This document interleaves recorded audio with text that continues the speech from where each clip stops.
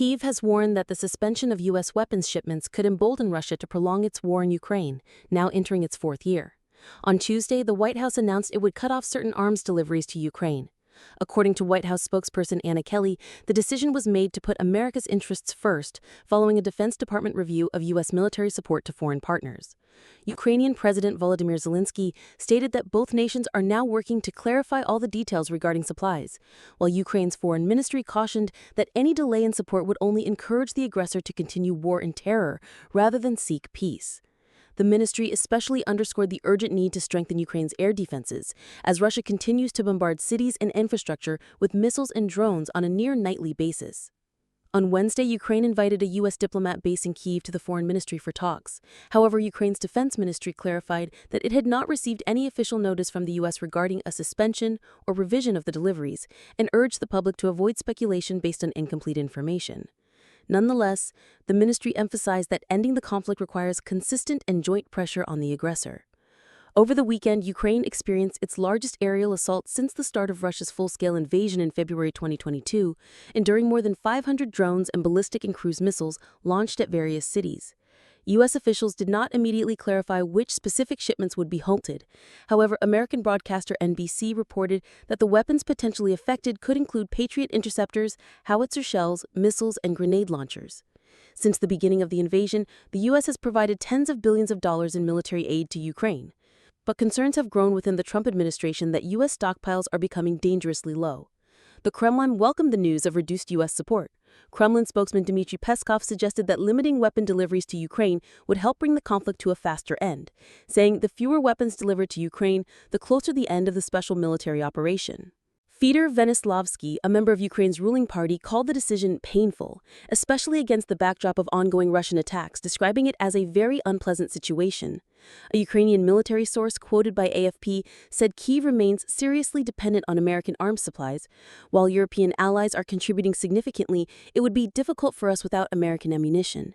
European allies have indeed spent billions of dollars in military aid to support Ukraine over the past 3.5 years. Yet not all political leaders across Europe fully support continued military aid. Czech President Petr Pavel, a former top NATO officer and strong supporter of Ukraine, admitted to BBC Russian that he could not guarantee ongoing ammunition supplies, citing potential shifts in government priorities following upcoming Czech elections. "I don't know what will be the priorities of a new government," he noted. U.S. officials have cited declining domestic military stockpiles as a key reason for the pause. While Anna Kelly reassured that the strength of the United States Armed Forces remains unquestioned, just ask Iran, concerns remain. U.S. Undersecretary of Defense for Policy Elbridge Colby confirmed in a statement that the Pentagon continues to provide the president with robust options for military aid to Ukraine. However, he also emphasized that the department is carefully examining and adapting its approach to balance support for Ukraine with maintaining U.S. military readiness for other defense priorities. This pause follows a recent meeting between President Donald Trump and President Zelensky at the NATO summit in the Netherlands. Trump said officials would see if we can make some of them available when asked about providing additional Patriot missile systems. Reflecting on their meeting, Trump remarked, "We had a little rough time sometimes, but he couldn't have been nicer," referring to earlier tensions between the two leaders. In February, the two had a heated exchange in the Oval Office, after which Trump paused military aid previously allocated by the Biden administration and also suspended intelligence sharing with Ukraine, though both measures were later reversed.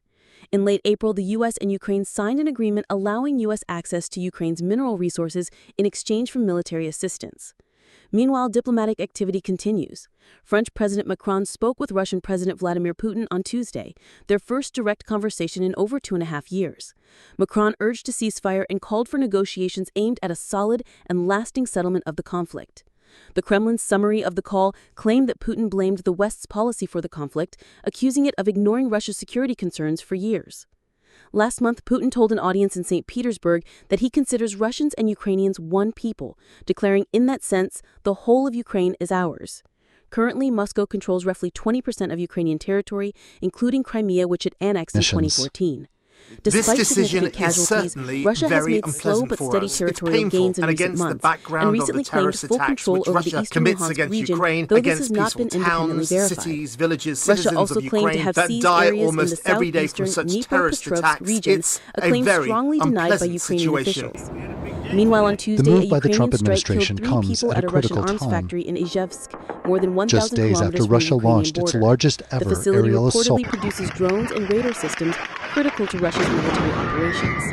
As These are tensions indeed escalate and extraordinary supplies hang in the images balance, of panic the fate of around Ukraine's a Russian defense and the broader missions. security of Europe remains This uncertain. decision is Whether or not certainly US aid very will continue unpleasant for us. uninterrupted It's could be a painful and defining against the factor in the background next of the chapter of terrorist this attacks ongoing which war. Russia